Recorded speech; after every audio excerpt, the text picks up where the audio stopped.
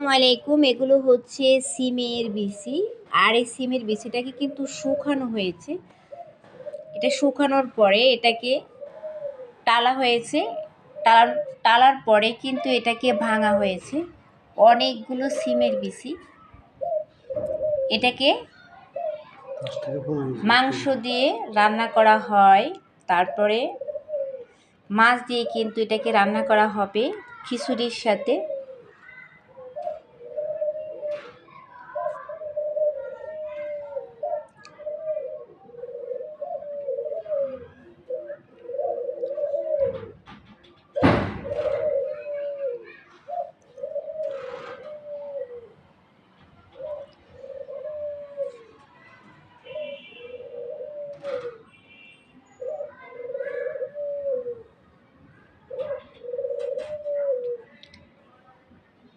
কাঁঠাল রান্নার সাথে এই সিমের বিচি দিলে কিন্তু অনেক মজা হয়। আর আমরা একসাথেই কিন্তু এই সবটাকে ভাঙিয়ে ফেলেছি।